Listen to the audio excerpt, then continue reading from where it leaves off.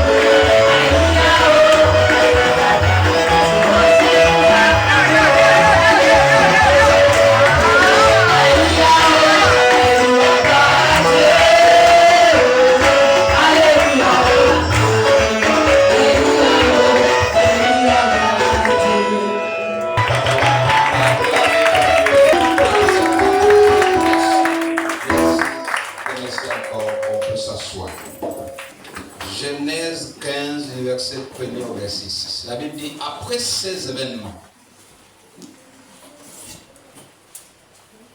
la parole de l'Éternel fut adressée à Abraham dans une vision. Après ces événements. Quel événement? Les événements se sont déroulés en Genèse 13 et Genèse 14. Avant qu'on arrive en Genèse 15. Dans Genèse 13, Dieu formule le projet de détruire Sodome et Gomorrhe. Alléluia. Amen. Et quelqu'un vient faire savoir à Abraham que son neveu est en difficulté. Et donc, Abraham va déclarer la guerre. Et après qu'il ait déclaré la guerre, il délivre Lot. Les anges viennent détruire, les anges envoyés par Dieu viennent détruire Sodome et Gomorrhe. Et lui et Lot doivent se séparer. Chacun doit prendre son chemin. Lot choisit une contrée, lui choisit une autre. Tous ces événements se sont déroulés avant Genèse 15. Donc après tous ces événements, que j'ai cités, peut-être pas forcément dans l'ordre. Dieu va parler à Abraham. Parce que sachez que Dieu va parler à Abraham en Genèse 12, du verset 1er au verset 3. Quitte ta famille, quitte ton pays, quitte ta nation, va vers un pays que je te montrerai. Ton nom sera grand. Toutes les familles de la terre seront bénies par toi. Celui qui te maudira, je le maudirai. Celui qui te bénira, je le bénirai. Alléluia. Amen. Dieu parle avec Moïse, avec Abraham. Il dit cela. Il dit, laisse tout ce qui est à toi ici, là. Abraham prend sa femme. Abraham prend ses bœufs. Abraham prend ses travailleurs. Abraham prend son neveu Lot. Ils partent. Mais Dieu ne lui avait pas dit prends ça, prends ça, prends ça. Il avait dit seulement quitte. Mais avant de quitter, Abraham va aller avec les Moatas. Abraham va aller avec les Nami. Abraham va aller avec tout le monde. Il s'en va. Et Dieu ne lui parlait plus. Il est arrivé, il est parti de Chaldée en Ur, c'est-à-dire en Irak. Et il va progresser. Mais il n'arrive pas direct à Canaan, on l'avait envoyé. Il va bifurquer à un moment donné par l'Égypte. Vous connaissez l'histoire. Puis quand même, il rentre là où on l'a envoyé. Et il commence à s'établir. Mais Dieu ne lui parle plus de tous les voyages qu'il fait. Amen. Mais quand il décide de se séparer de Lot, il dit à Lot choisi. C'est là où la Bible dit, après ces événements, l'Éternel parla à Abraham. Alléluia. Donc, vous voyez que Dieu va te dire une chose, mais s'il voit que tu ne remplis pas les conditions, il ne vient plus te parler, il t'a déjà parlé. Alléluia. Il ne vient plus rien dire. Tu te demandes, mais depuis là, ça fait longtemps que j'ai fait quand même des rêves, je ne rêve plus. Ça fait longtemps que je fais des visions, je ne fais plus de visions, mais oui, il y a des critères, il y a des conditions. Et Dieu ne peut pas te parler tous les jours. Alléluia. Amen. Ce qui dit, Dieu me dit, tous les jours, Dieu te dit. Il y a quand même un souci. Même Abraham a fait des années, Dieu ne lui parlait plus. Alléluia. Après ces événements, la parole de l'Éternel fut adressée à Abraham dans une vision. Et il dit, Abraham, ne crains point. Rassure-toi. Donc une parole qui rassure. Ne crains point. Je suis ton bouclier et ta récompense sera très grande. Je suis ton bouclier et ta récompense sera très grande. Abraham répondit, Seigneur éternel, que me donneras-tu? Je m'en vais sans enfant. Et l'héritier de ma maison, c'est Eliezer de Damas. Et Abraham dit, voici, tu ne m'as pas donné de postérité, et celui qui est né dans ma maison sera mon héritier. Alors la parole de l'Éternel lui fut adressée ainsi. Ce n'est pas lui qui sera ton héritier. Retiens bien. Ce n'est pas lui qui sera ton héritier. Mais c'est celui qui sortira de tes entrailles qui sera ton héritier. Et après l'avoir conduit dehors, il dit, regarde vers le ciel et compte les étoiles, si tu peux les compter. Il dit, regarde vers le ciel. Une étoile, 2, 3, 4. Après, il dit, continue. Abraham a commandé, comme disait mon oncle, il dit, c'est incontable. C'est-à-dire qu'on ne peut pas compter. Il dit seulement, c'est incontable. Et il dit, regarde au ciel, regarde les étoiles, si tu peux les compter. Et il lui dit, telle sera ta postérité.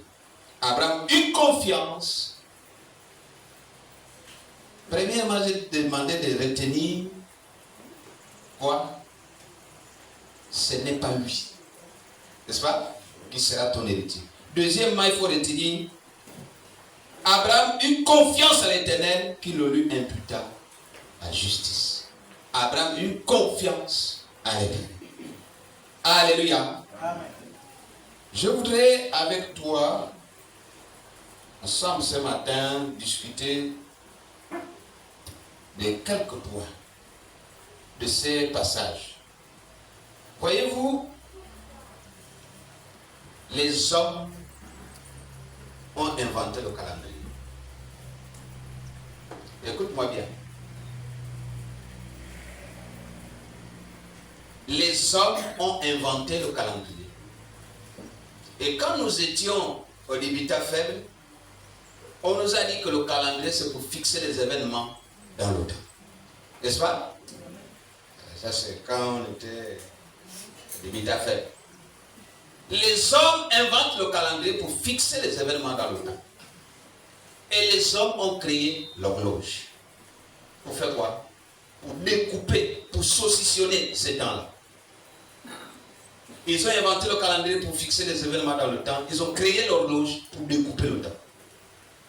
En tiers, en secondes, en minutes, en jours, hein, en semaines, en mois, en années. Alléluia. Voici ce que les hommes ont fait. Tout en oubliant que le temps a un propriétaire. Tout en oubliant que le temps a un propriétaire. Oui, oui. Le temps n'appartient pas aux hommes, il appartient à Dieu. Et c'est Dieu le propriétaire. Ils ont fait tout ce qu'ils ont voulu. Mais le temps a un propriétaire. Le propriétaire du temps, c'est Dieu. Alléluia. Amen. Oui. Et c'est là que beaucoup parmi nous, nous nous trompons. Nous nous trompons et nous commençons à regarder à certaines choses. Tu commences à regarder à ton âge. Je suis déjà trop vieux. Tu regardes, comment on appelle ça, aux choses, aux occasions que tu as ratées. Tu regardes au temps qui passe, qui coule comme de l'eau.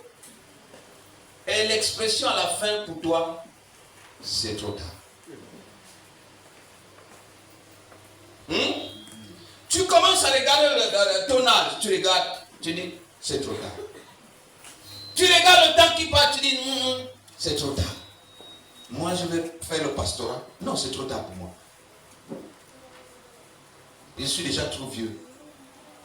Tu regardes les promesses que tu as ratées. Tu dis, c'est trop tard. Voici les belles promesses qui sont passées. Je ne peux plus. Alléluia. Et c'est là que nous nous trompons. Le temps appartient à Dieu et non aux hommes. Abraham et Sarah ont été confrontés au même problème. Amen. Le temps. J'ai dit de retenir deux choses. La première, j'ai dit, Dieu a dit à Abraham, ce n'est pas lui. Ce ne sera pas lui ton héritier. C'est celui qui naîtra de tes entrailles. La deuxième chose que j'ai demandé de retenir, c'était quoi? Abraham eut confiance en Dieu. Abraham n'a pas douté de Dieu. Abraham a douté de son timing. Est-ce que quelqu'un me comprend? Amen. Abraham a eu confiance en Dieu. Et la Bible dit, et Dieu le lui imputa à justice. Mais Abraham a douté du timing de Dieu. Il t'a pas oublié, il t'aime encore. Il t'a pas oublié, il t'aime encore. Sèche tes larmes, il t'aime encore. Alléluia. Abraham a douté du timing de Dieu. Vous savez, si on amène notre ami, l'autre l'appelle 0, et si on amène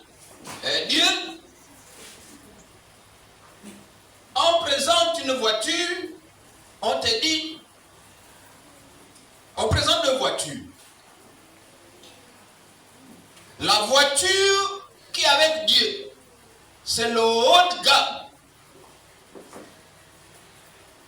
Même VX est devenu petit. VX, V8, c'est petit. Parce que si vous voyez les dernières sorties en Chine, tu n'as même pas besoin de VX, V8. Alléluia. Tu n'as plus besoin de ça. Parce que ça, c'est une autre dimension. C'est-à-dire que tu as l'impression, quand tu es dans cette voiture-là, que tu es déjà au ciel. Tu oublies la mort. Alléluia. Il y a des voitures, ça peut tourner, tomber même à je ne sais pas combien, 30 mètres sous le sol. Le chauffeur, le propriétaire, tous ceux qui sont dedans, personne ne meurt. On est déjà arrivé à cette dimension. Il y a les airbags partout. Dès que ça tourne. Quand lui-même a détecté que là, j'ai fait une mauvaise sortie, les airbags s'ouvrent. Et tu es à l'intérieur d'un matelas. C'est ça les airbags. Vous entendez airbag, c'est matelas. Moi, j'ai un airbag seulement du côté du volant. Est-ce que ça s'ouvre même? Je ne sais même pas. Alléluia. Avec nos mambouettes là, c'est pas évident.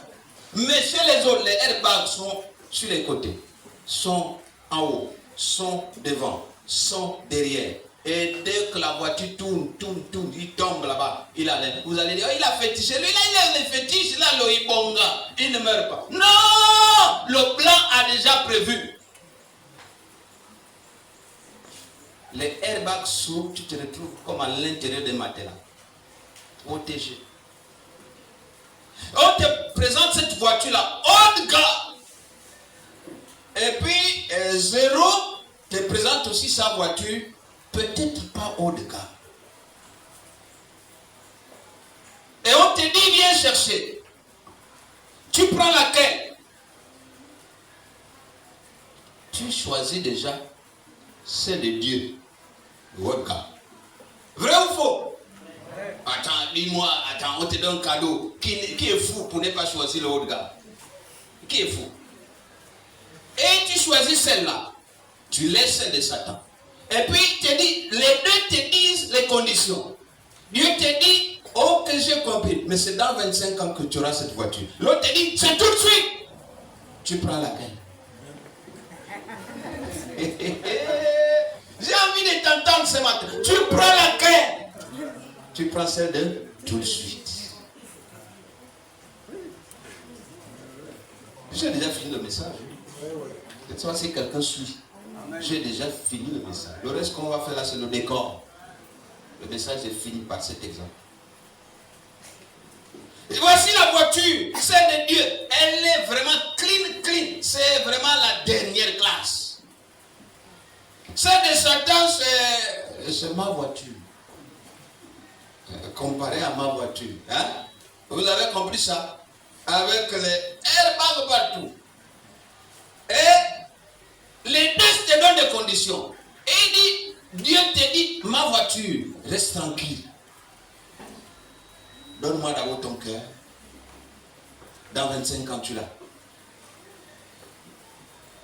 Et comment on appelle ça? Élisée, donne-moi ton cœur. Dans 25 ans, tu auras le manteau que tu veux. Est-ce que j'ai parlé à quelqu'un?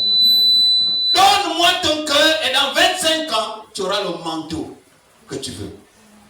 Mais à condition que tu me vois partir. Et l'autre te dit, non. Ce n'est pas dans 25 ans. Il a peut-être qu'il te ment même. Peut-être qu'il ne te donnera même plus. Peut-être que tu vas mourir avant. Pour moi, c'est tout de suite. Prends. Je ne te demande rien. Après, quand tu as pris, premier accident, deuxième accident, on va réparer. Tu répares aujourd'hui, tu dépenses 500 000 ou 1 million. Quatrième accident, tu veux encore.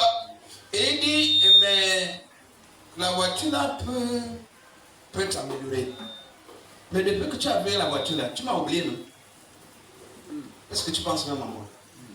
Tu m'as donné quoi? Donne-moi quelque chose. Là maintenant il te demande. Parce qu'il y a des techniques chez lui. Soit tu te demandes avant, soit c'est chant tout de suite. Soit tu dis prends. Moi je t'aime mieux que l'autre. Prends. Moi, je ne te pose pas de conditions. Et toi aussi, tu es content. Mais après, à mi-chemin, il dit, Moira, mais en fait, il faut quand même que tu me donnes quelque chose, non? Vous comprenez, non? Et tu es déjà à l'intérieur du système. Mais attends, tu es déjà à l'intérieur du système. Il te dit, Moira, là, il faut que tu me donnes quelque chose. Quelqu'un m'a raconté l'histoire. Je ne sors pas de mon message, je reste dans mon message. Il m'a raconté une histoire. Quand on voulait qu'il soit baptisé, le baptême du Saint-Esprit, vous comprenez, non? Le vrai Saint-Esprit, il faut qu'il soit baptisé. Ok. Et ils ont essayé, ça ne marchait pas. On lui a dit, mais écoute mon ami, mais toi là, tu as fait ton passeport, fais le passeport. Il a fait le passeport. Oh, je n'ai pas de moyens. Bon, on te donne les moyens, il va faire le passeport. On appelle même à la DGR là-bas. On dit, faites-lui rapidement le papier. Donc on donne déjà les conseils. Quand tu te présentes là, le même jour, tu as le passeport. Le passeport qu'on peut sortir le même jour. Moi, j'en ai déjà fait. J'ai fait le passeport le matin, 17h, le passeport était prêt. J'ai démontré la puissance de Dieu. Alors que j'étais au village, je vivais au village. J'ai fait ça avec mon beau-frère. Son fils devait aller au Ghana. Et ils sont à Libreville, ils tournent. Ils ont beaucoup de relations, ils tournent. Ça ne vient pas. Moi, je reviens du village. J'ai dit, bon, donnez-moi un peu le dossier. C'est quoi? Oh, on a peut-être problème. J'ai dit, bon, je vais faire. Et puis, il me dit, le villageois l'a peut faire.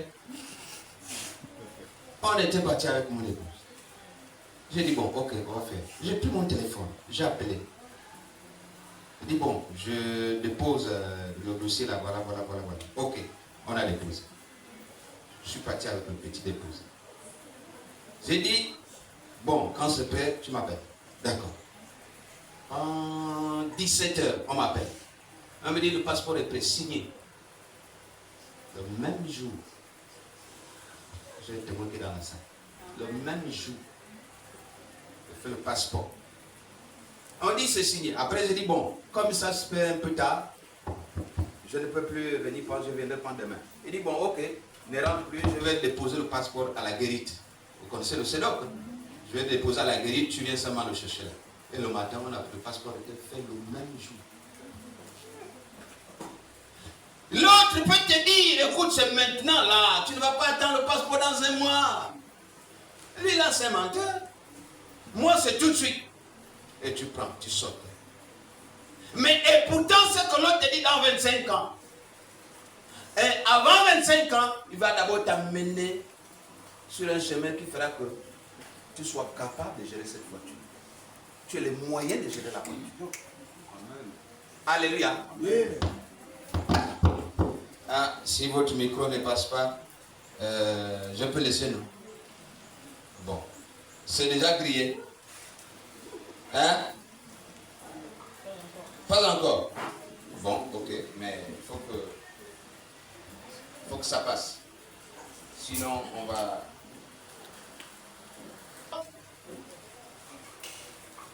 Lorsque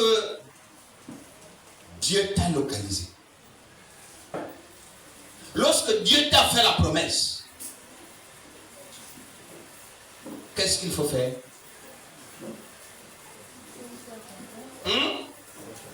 Il faut lui faire confiance. La Bible dit Abraham a fait confiance à qui? À Dieu. Mais Abraham avait un problème, c'est le temps. Abraham a vu l'âge. Il dit, Sarah a vu l'âge. Il dit, non. Rappelez-vous que la Bible dit quoi? La Bible dit que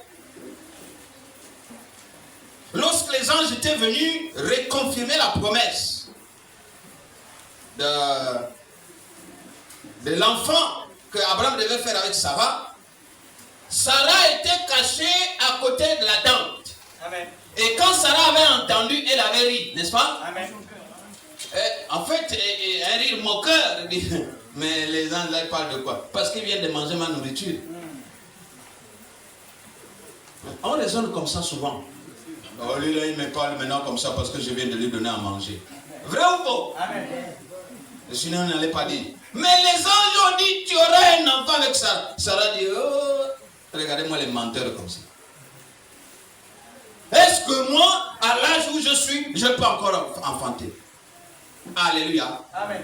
Et Abraham n'a pas désobéi. Disons, Abraham n'a pas rejeté Dieu dans la promesse qui lui avait été faite, mais Abraham a rejeté le temps de Dieu. C'est le temps qui ne marchait pas, c'est le temps qui n'était pas bon pour lui. Mais depuis qu'on m'a promis, depuis qu'on a dit ci, depuis qu'on a dit ça, je ne vois rien. Alléluia. Amen. Je ne vois rien. Abraham se doutait du temps de Dieu. Il ne se doutait pas de la promesse qu'il avait faite. Mais qu'est-ce qu'Abraham va faire avec Sarah? Abraham va vouloir donner un coup de main à Dieu. Je crois qu'il y a quelqu'un qui a prêché ici une fois. Il ne faut pas aider Dieu. Dieu ne te demande pas de l'aider. Hein? Je crois que ça doit être pas lié. Dieu n'a pas besoin d'avocat. C'est comme les gens que vous voyez à la télévision qui passent là, ça discute, oh Dieu. Mais est-ce que tu as besoin d'aller à la télé? C'est à la télé qu'on t'a invité. Dieu t'a fait un appel à la télé. Pourquoi tu vas aller défendre Dieu? Dieu a besoin d'avocat? Non. Dieu n'a pas besoin d'avocat. Mais Abraham et Sarah ont voulu aider Dieu.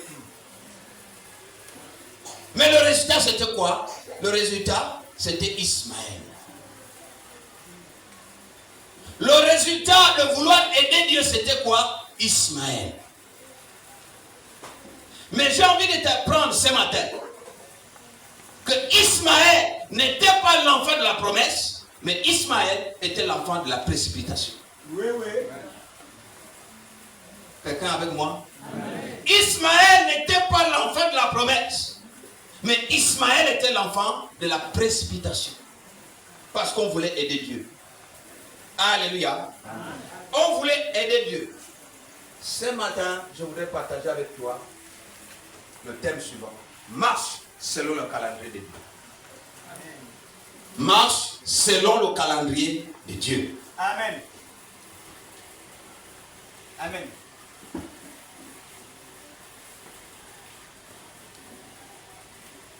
Ne cherche pas à aider Dieu. Ne cherche pas à se substituer à Dieu. Ne cherche pas à corriger Dieu. Mais marche selon son calendrier. Selon son timing. Alléluia. Nous allons lire dans Genèse 16, 1, 4. Un lecteur, Genèse 16, 1, 4. Ensuite, on va aller toujours à 16, 15, 16. Genèse 16, 1, 4 d'abord. La Bible déclare, oui. Oui, la parole de Dieu dans Genèse 16, 1, 4. Verset 1 à 4. Oui. Sarai, oui, femme d'Abraham, ne lui avait point donné d'enfant. Elle avait une servante égyptienne nommée Agar. Agar, oui. Et Sarai dit à Abraham, voici, l'Éternel m'a rendu stérile. Viens, je te prie vers ma servante, peut-être aurai-je par elle des enfants. Abraham écouta la voix de Sarai. On s'arrête d'abord là. Abraham écouta quelle voix? La voix de Sarai. Répète ça au toi. Abraham écouta? Abraham écouta la voix de Sarai. Mais pas la voix de Dieu. N'est-ce pas? Allons-y. Alors Sarai, femme d'Abraham, prit Agar, l'Égyptienne, sa servante, et la donna pour femme à Abraham, son mari. Après qu'Abraham fut habité 10 années dans le pays de Canaan, il alla vers Agar et elle devint enceinte. Quand elle se vit enceinte, elle regarda sa maîtresse avec mépris. On s'arrête. Alléluia. Okay. On prend les versets maintenant 15, 16. Toujours la même page. Verset 15 à 16. 15 à 16. Agar enfanta un fils à Abraham. Et Abraham donna le nom d'Ismaël au fils qu'Agar lui enfanta. Abraham était âgé de 96 ans Lorsqu'Agar enfanta Ismaël à Abraham.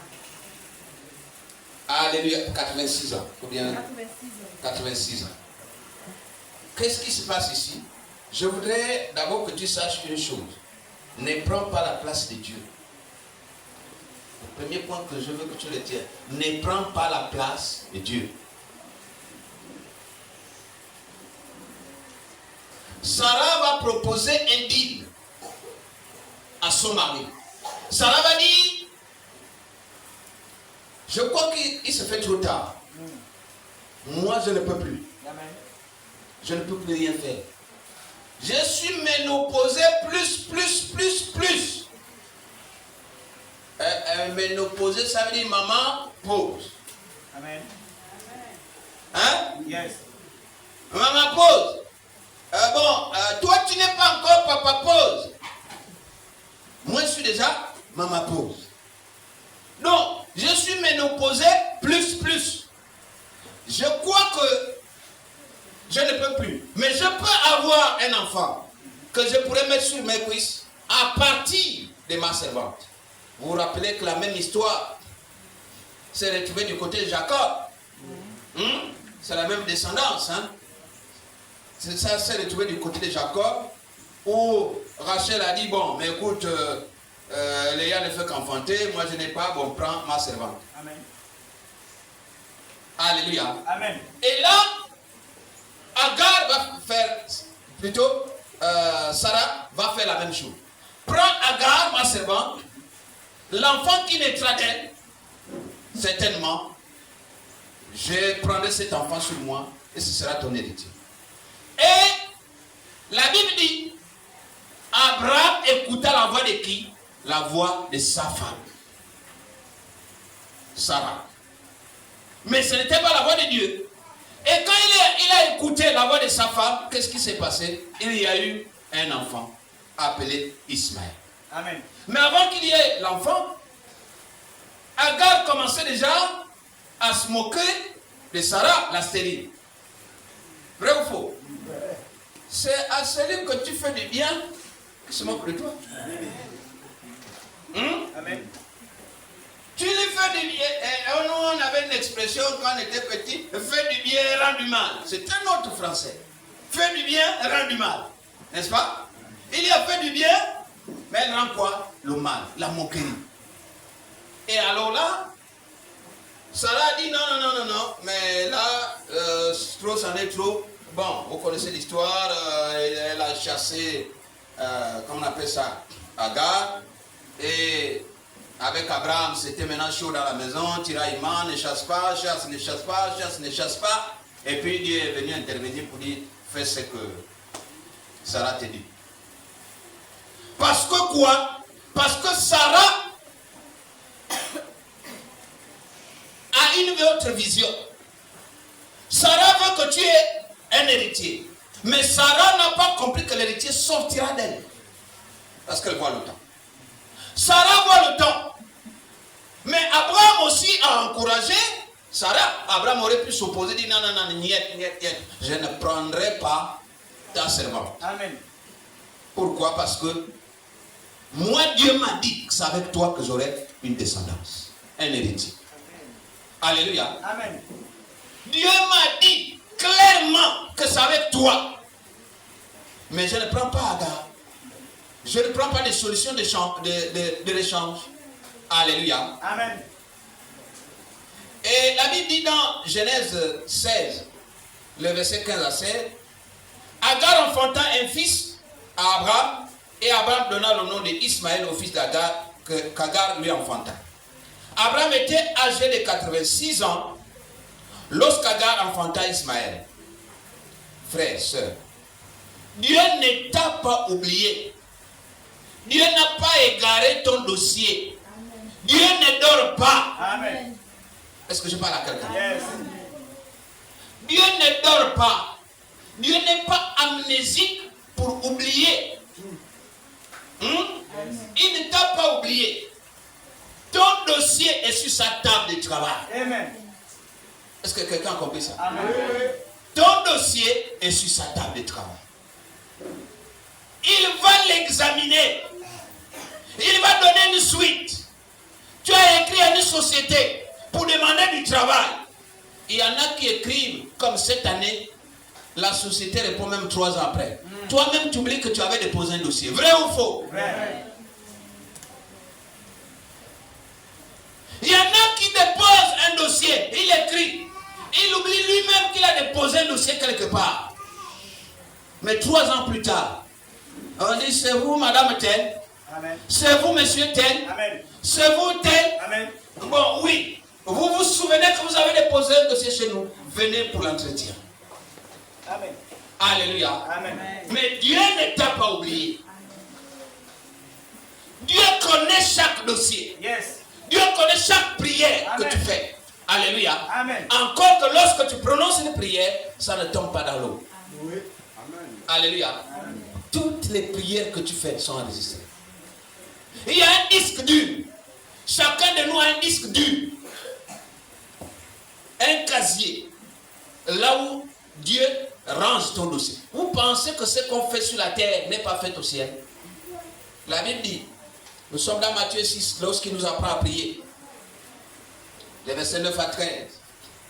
Quand vous priez, dites ceci. Notre Père qui es aux cieux.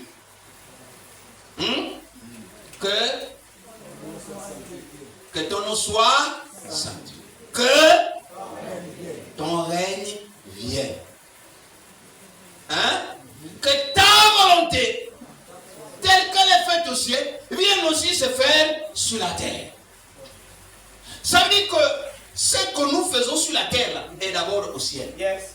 Lorsque vous allez à la fonction publique, chacun de nous a un casier où il y a ton dossier. Amen. Depuis le premier jour que tu as commencé à travailler jusqu'au jour où tu iras à la retraite. Amen. Le dossier est là. Ensuite, le matricule va s'éteindre. Hey. Le matricule est encore allumé pendant que tu travailles. Ça clignote, ça clignote, ça clignote. Mais pendant que tu arrêtes, tu vas à la retraite, le matricule ne clignote plus. Amen. Ça s'éteint. Alléluia. Amen. Mais dans les galeries de Dieu, ton dossier est là. Oui, oui. Dieu n'a pas oublié. Alléluia. Amen. Le dossier est encore là sur sa table de travail. Non, il n'est pas distrait par d'autres priorités. Vous comprenez, non? Amen. Dieu n'est pas distrait par d'autres priorités. Lisons ensemble Ésaïe 49, 16. Ésaïe 49, 16. Rapidement, rapidement, rapidement. Notre version dit, voici, j'ai gravé ton nom sur ma main. Amen. Ton nom est gravé sur ma main. Amen. Ça dit que si tous les jours je regarde ma main, je revois ton nom. Ça veut dire que je n'ai pas oublié. Tes murs sont toujours devant mes yeux. Tes murs c'est quoi? Tes problèmes, tes blocages. Les murs sont les blocages. Tes blocages là que tu connais, tes difficultés là que tu connais, tes offenses là, ta dégradation de la santé, ta dégradation du travail, ta dégradation de la famille, c'est devant mes yeux. Je n'ai pas oublié. Alléluia. Amen. Dieu ne pourra jamais t'oublier parce que ton nom est gravé sur sa main. Amen. Alléluia. Amen. Mais il attend quoi? Il y a un moment précis.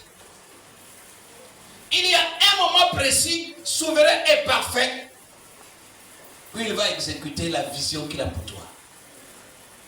Alléluia. Le moment là n'est pas encore venu. Le temps là n'est pas encore présent.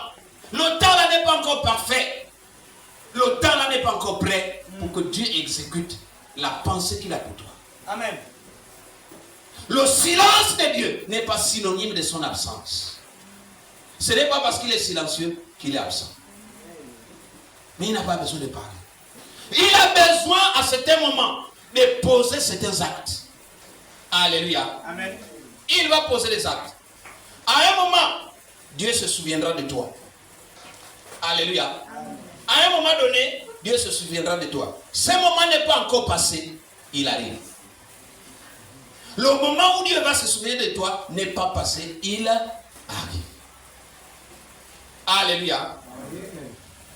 Si tu as promis quelque chose, il a aussi prévu le temps pour réaliser cette chose. Lorsque Dieu fait la promesse, il l'accomplit. Je répète, lorsque Dieu fait la promesse, il l'accomplit. Mais il accomplit en son temps. Il accomplit selon son calendrier. Il accomplit selon sa saison. Il n'accomplit pas à n'importe quel moment. Alléluia. Amen. Alléluia. Amen. Mais chaque fois que tu forces les choses, chaque fois que tu prends la place de Dieu, chaque fois que tu te précipites, chaque fois que tu agis selon ta logique, tu risques de produire un Ismaël. Est-ce que quelqu'un m'a entendu? Amen. Chaque fois que tu veux faire selon toi, selon ta logique, selon ton temps, tu risques de produire un Ismaël. Or, Ismaël n'est pas la promesse. Ismaël n'est que le symbole de la précipitation. Alléluia. Amen. Tu peux faire un projet, bien-aimé, qui marche. Écoute-moi bien. Tu peux faire un projet qui marche. Tu peux avoir une pensée qui s'exécute proprement, librement. Mais elle pourtant n'est pas la pensée de Dieu. Ce n'est pas parce que quelque chose marche qu'elle est de Dieu. Non. Est-ce que j'ai parlé à quelqu'un? Ce n'est pas parce que quelque chose marche qu'elle est de Dieu. Amen. Oui, le projet de Sarah avec Abraham de faire un enfant avec Agar avait marché. Yes. Mais Ismaël n'était pas l'enfant de la promesse.